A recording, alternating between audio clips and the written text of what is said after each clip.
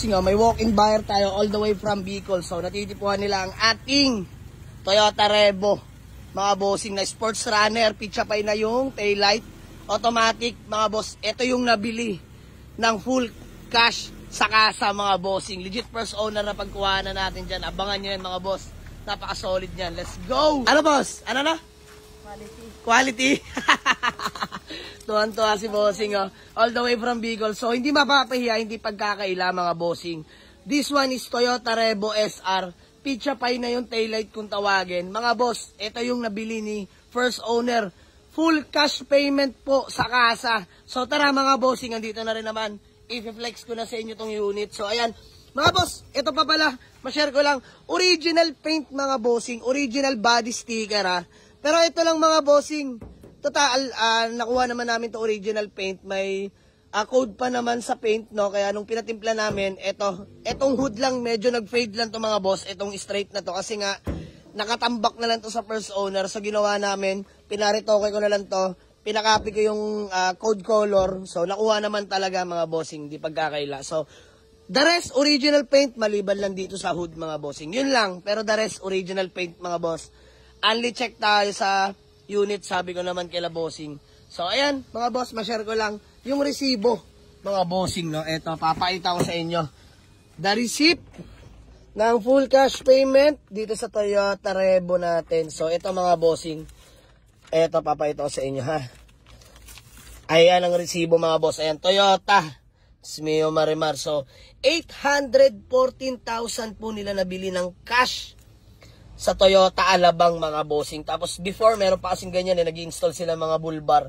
So nabili rin nila yung bull bar, parang 32,000 mga bossing. So ayan, legit first owner po to mga bossing, no. So maraming salamat. Mukhang deal naman na kami ni bossing. Ano sir, deal? Okay, deal na kami. So mga bossing, nakuha ko to stock mugs. Binila ko ng mugs yan, worth 25,000 kasama tires. So sasama ko na rin, depende sa mapagkakasunduan. Ayan si bossing. So, usap lang kami, all the way from Bicol pa sila. Yung driving, boss, brand new condition pa rin. Ayan, no, di na talaga pinakawala, no? Aray ko. So, conduction sticker, as usual, buhay na buhay pa yan, mga bossing. Legit first own. So, di nasira yung conduction sticker, gawa nung nakagarahe lang to, tapos naka-car cover, mga bossing. Ang problema lang, dumikit yung car cover dito. Ayan, so, natamaan din yung hood, pero the rest, wala naman, ha. Yun lang mga boss, na-share ko lang, no. Maraming salamat. So, usap lang kami. Let's go. Mga bossing, deal na kami. Just yung Marimar. If the price is right, mga bossing. Dahil joke lang, malalim bulsa ng buyer. So, by the way, mga bossing, mag-withdraw lang sila. Bali, nag-down lang sila sa amin ng 10,000. So, ayan naman na yung napagkasunduan ng mga bossing, no. So, 10,000 mga bossing.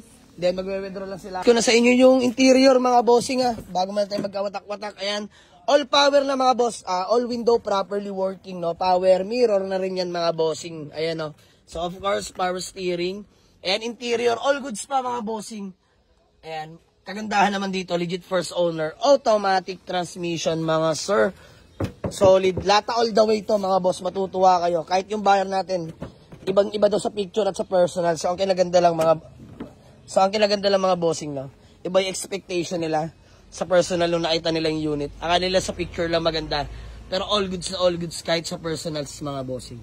So, ayun, maraming salamat sa kanila. Ayan, pitsapay na yan. SR 1.8 EFI na mga sir. So, maraming salamat. Conduction sticker, spoiler, buhay na buhay pa mga bossing. Thank you rin pala sa first owner na ito, no? Ayan, sa ating pinagkaloob yung unit nila. So, reason for sale nila bossing, may unit na ulit silang bago.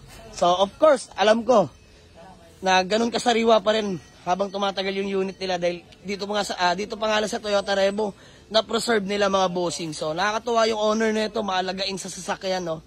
So yun, bali good deal na kami. Boss, thank you po ha. See you. God bless. And kayo po yung mga taga Bicol pa, no. Isbam na lang po sa akin. Pangalan niyo po? Ana.